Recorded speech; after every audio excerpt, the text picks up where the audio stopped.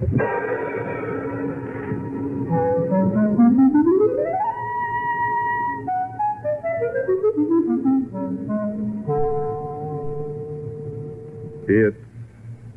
mystery time. Time now for the best in mystery. Tonight on Masters of Mystery, an exciting melodrama entitled Death by Proxy. Sure, I can prove I'm Bart Lane. What are you getting at, Cobb? Nothing much. Just that you're dead. Dead? That's right. Take a look at this. You, my friend, were buried in New Lawn Cemetery a year ago.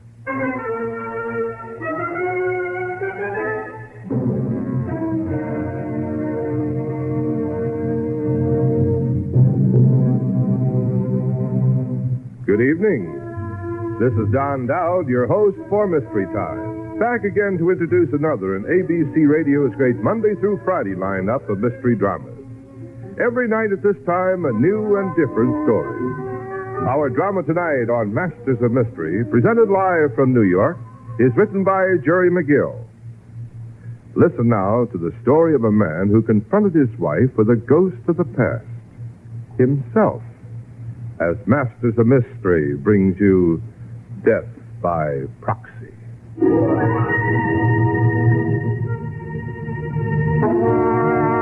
Death by Proxy was plenty offbeat. It started in night court after Bart Lane got out of a disorderly conduct charge with a $50 fine and cost. He was a big, handsome guy, sunburned the color of copper. I was curious. I latched onto him and got him into a neighborhood bar. He had trouble, lots of them. Jeff Cobb. So you're a newspaper guy. Yeah. What's your line? Mining engineer, prospector. What were you looking for in that apartment you crashed? My wife. Oh, so that's why you slugged the guy that opened the door. No, he thought I was after his wife. He got nasty and I lost my temper. The Amazon jungle makes you jumpy. Oh? How long were you there? 5 years. I got lost. And you came back and expected to find your wife in the same apartment? Yeah. It was foolish, considering we'd almost called it quits before I left for South America. But you know, some women are like jungle fever. They never really get over it. It goes, but usually comes back. I gotta find her, find out if I'm cured. Let me buy a drink, pal. Maybe I can help you find your wife. Thanks. The bartender, 2 more, doubles. Okay. How can you help me, Jeff? Well, it's a lot harder for people to get lost in the city than in the jungles of the Amazon. You leave her any money when you went prospecting? $5,000 in joint savings and bonds. She closed the account and sold the bonds. Mm-hmm. Any chance she could have used it to get a Mexican divorce? Maybe. And you still want to find her? I was reported missing, probably dead. But you want to find her? Yeah. Okay, Bart. We won't find her here. Skip the drinks. Let's go dig the morgue file and see what gives.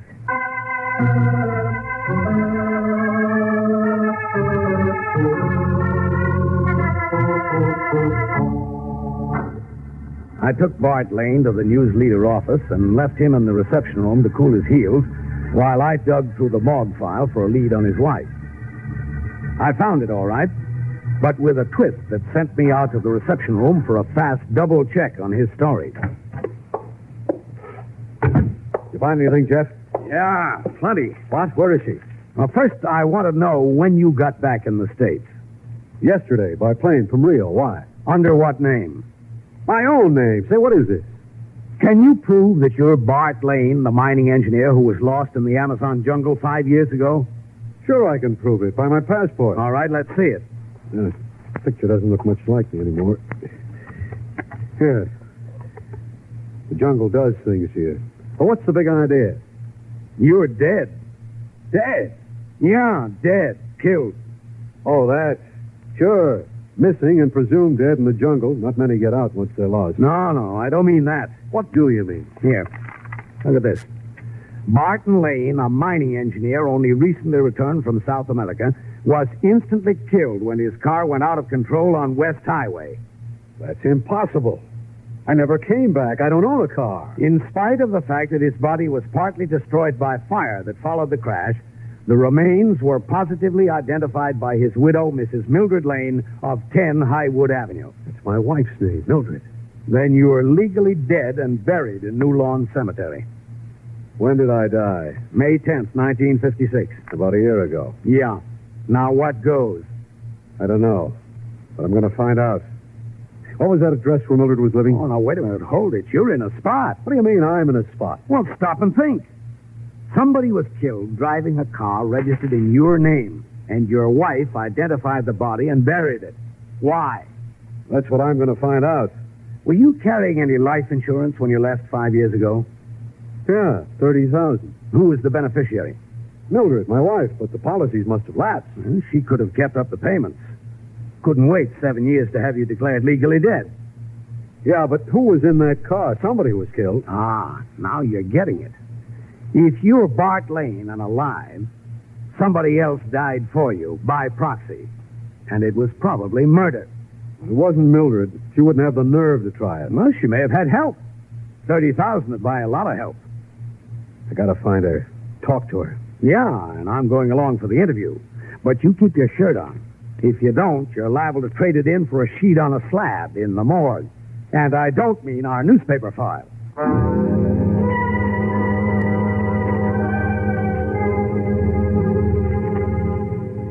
I got my car out of the garage and drove Bart Lane over to the last known address of his wife. Number 10 Highwood Avenue turned out to be a fairly plush apartment building.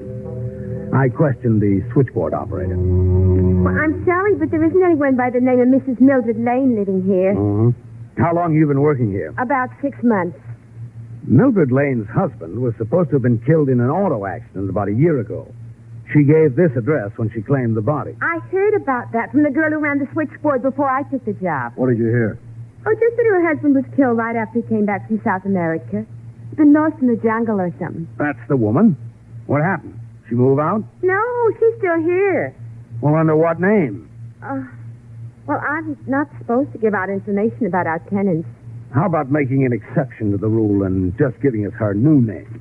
Well, who are you anyway? Well, I'm a reporter following up the story of her husband's death. Who's the other gentleman? I'm Mildred Lane's dead husband. Dead husband? Oh, you're joking. No, he's not. Now, do you want to give us her new name, or do you want to tell the police? Well, she's married again. What's her husband's name? Mr. Dean, Malcolm Dean. They live in the penthouse now. What's his business? He's a builder. He has a new development out on Sunset Heights. Are they in now? Well, Mr. Dean hasn't come in yet, but Mrs. Dean, I mean, your wife is. And do you know when Dean moved into this building? Oh, about 2 years ago, I think. I see. Thanks. Well, what do you make of it? Oh, it could mean that your wife knew this Dean guy before you died. And it could also mean that he was in on your accidental death. So what? Well, that would mean that we're dealing with two murderers, not just one. I don't give a hoot. I'm going up to her apartment. Sure, but just let's play this smart. Let's get some proof, then let the police handle it. How? Well, you go up there like the prodigal, returning for the fatted calf. Like you didn't know that you're supposed to be dead. What good will that do? Well, you might find out a lot of things. Try it. Keep your shirt on. See how she reacts, what she says, what she wants to do about it. I don't know if I can carry it off. Try it. You can always call the cops, and I'll be waiting right here. Well, okay, I'll try it.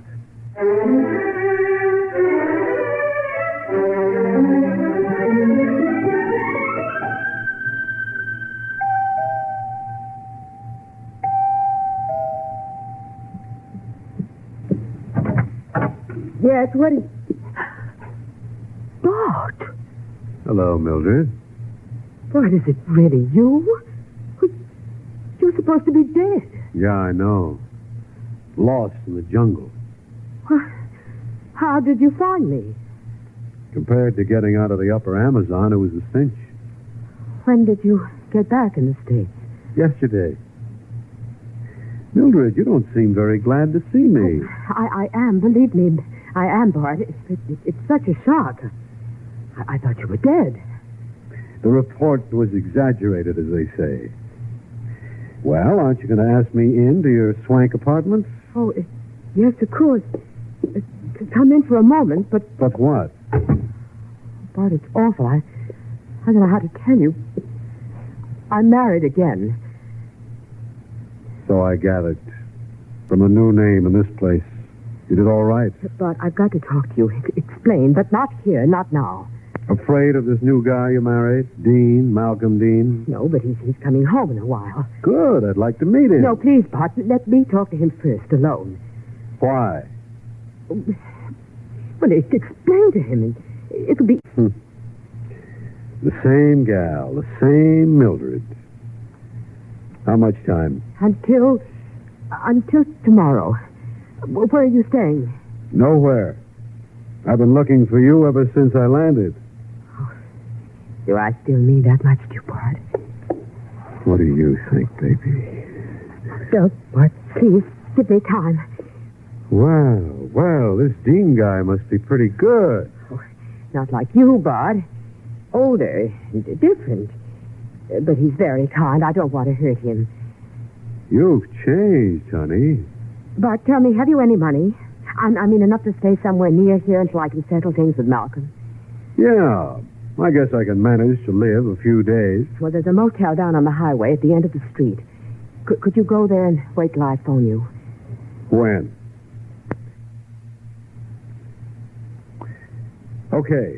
Okay, Mildred. Oh, you darling. I'll save that. All right, Bart. Tell me, do any of our old friends know that you're back? Just you, honey. I wanted it to be a surprise. I'm glad.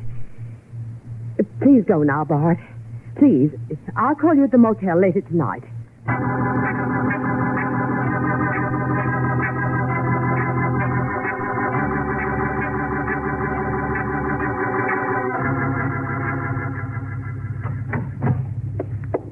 Okay, Bart. You're all set. I told the motel manager you're expecting an important call, and he'll switch it to this cabin. Thanks, Jeff. I don't know that I want to go through with it. Why not? I don't know. It isn't the way I thought it was going to be. Well, how did you think it was going to be? I thought I'd want to get Mildred back at any price. Or kill her. And how do you feel? Sick, tired, old. Almost as if I were really dead. Oh, come on. Snap out of it. You can't stay dead all your life. Why not? Look, aren't you forgetting that you didn't just die a natural death?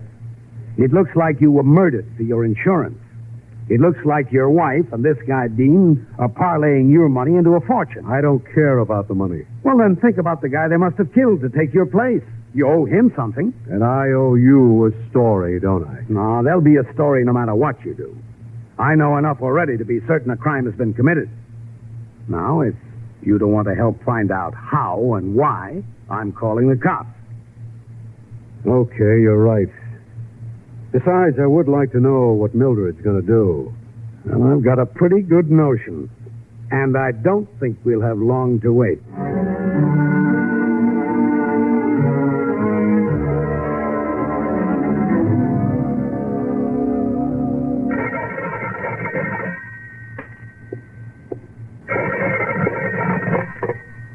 Hello, Sunset Heights Development. Malcolm, Oh, hello, Mildred. why haven't you come home? Well, I'm busy. I told you I'd be late. You've got to come home right away. Something terrible had happened. What? I can't tell you over the phone, but I'm afraid to leave the apartment. What's happened? He's alive. He didn't die in the jungle. He's back here in the States. Found me somehow. Came here just a while ago. Alone? Yes. Does he know about the accident? He didn't act as if he did. How long's he been back? Only since yesterday. Where's he now? Well, I persuaded him to give me a chance to talk to you first, alone. He's gone to the Highway Motel and promised to wait until I called him later tonight. Yeah, well, good girl. That was using your head. Well, what are we going to do? What did he find out about? Well, how did he act? What did he say? Does he want to meet me? Yes. He wants to talk to you. He acted strange. Not at all surprised I'm married again. Yeah, well, good. Good. That gives us time, a chance. To do what? To sound him out. Maybe buy him off. He said he had money. He looked prosperous. Does he want you to get an annulment?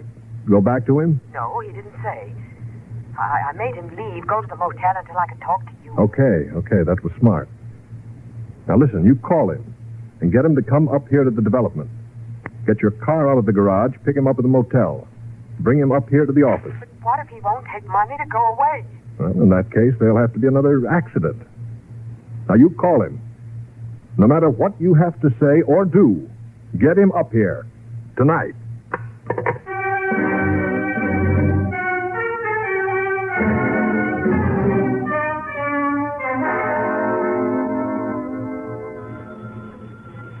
There's your call, Bart. Take it. Suppose she wants to come here. Well, let her come. Listen to what she has to say. I'll get out. Yes? Are you Mr. Lane? Yes. Who's calling? I'm the girl in the switchboard at your wife's apartment building. Oh, yes. Look, I don't know if I should be telling you this because I really shouldn't have been listening. But your wife called your husband. Her other husband, Mr. Dean, at his office. All right, miss. Why did you call me? Mrs. Dean, your wife is going to call you. Yes, I know that. But she's going to get you to go up to the new development on Sunset Heights and meet Mr. Dean. Good. But why are you calling and telling me this? Because I think if you don't take money to go away, they're going to kill you.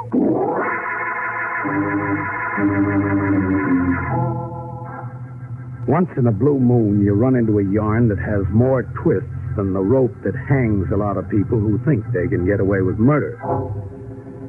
When Bart Lane told me what the switchboard operator had passed on to him, I knew it was time to call in the long arm of the law. But before I could persuade Lane... Never mind the cops. That'll be Mildred. Let me handle this my way. Not a chance, Lane. If you go with Mildred, it's an even bet somebody will be killed. Maybe. Hello? Hello, Bart. Listen, I've just talked to Malcolm at the office. What did he say? Well, naturally, it was a terrible shock. How did he take the news I'm alive? Oh, Bart, he's so kind, so understanding. What's he going to do about it? He wants to see you at his office, meet you and talk to you. I'm willing. When? I'll come for you in my car. Wait for me on the highway outside the motel. I'll be there in 10 minutes. All right, Mildred. I'll be waiting. 10 minutes. Okay, Bart. You've made your date. Now let me make mine. Who are you going to call? The homicide squad, just in case Mildred and her new hubby decide to kill you a second time.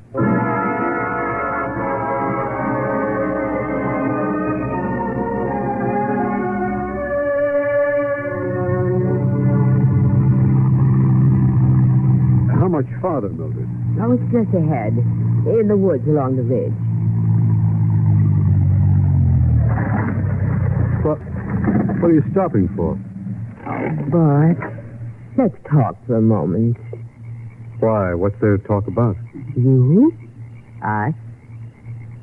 What really happened? I got lost. Died, remember? Well, I mean, did you find what you went after? You mean the gold? Yes. Did you find any? A little. Much? Enough. But what do you care? You seem to have done pretty well. Oh, not really. Malcolm isn't rich. His real estate development is speculation. But that isn't what I'm getting at. What are you getting at? Oh, Bart, you know. Couldn't we try again? Go away, out of the country, far away. What about Malcolm? Oh, I can handle him. He wouldn't dare say anything. We might even be able to get some money out of him. If you haven't enough. You'd do anything for money, wouldn't you, Mildred? Bart, don't say that. I'm only thinking of you. Oh, how you must have suffered all these years. Stop it, honey. You're breaking my heart. Oh, Bart, don't you believe me? No, Mildred, he doesn't. Malcolm! Yes. I saw your headlights from the office. I saw you park here, in fact. I thought I'd come over and see how you two were getting on. Great. I gather you got an earful. Oh, yes, quite an earful, Lane. And don't bother to get out of the car. we're going on from here. Where? Well, I want to show you our new development. It's quite interesting. We have several excavations dug, all ready for the pouring of the concrete. One of them will make a very nice grave. Malcolm, you said... Yes, too much has been said, my dear. Now start the motor. I'll get in the back of the car. Wait a minute. What's the idea of the gun? Let's have it on the line. Well, it's really very simple, Lane. You're a dead man. You died in an automobile accident over a year ago. Yeah. So I found out. Malcolm, he knows. Yes, I suspected as much. I think he came here to blackmail us. Bleed us white as the price of silence. Wrong, Dean. Dead wrong. Well, it doesn't matter. What about Mildred, our loving wife? I haven't quite made up my mind. Malcolm, I was only leading him on, trying to find out if he had any money. Oh, well, now that was greedy, Mildred. Foolish. But you've always been greedy, haven't you? Never quite satisfied with what you have. His insurance wasn't enough. How well he knows you, my dear. And by the way, Mildred, who is the guy you identified who died in the car in my place?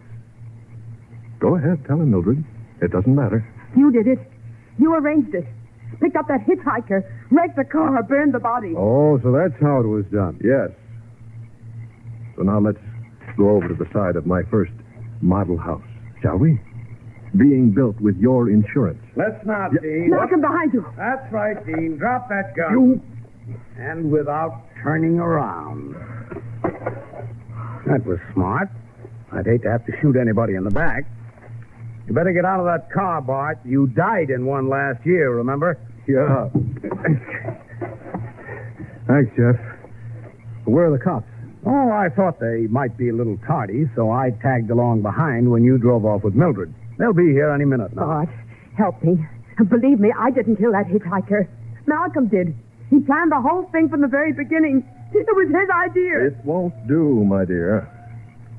Murder isn't like your kind of marriage. We're in this together, Mildred. Until death do us part.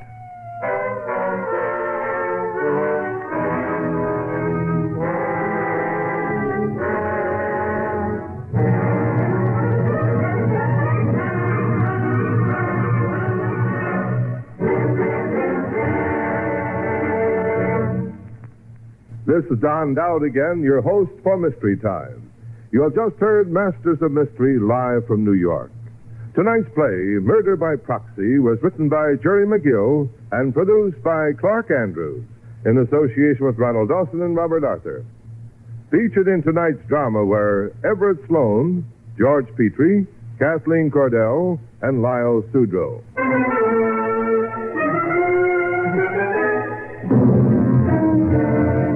Next Wednesday and every Wednesday night, another presentation of Masters of Mystery.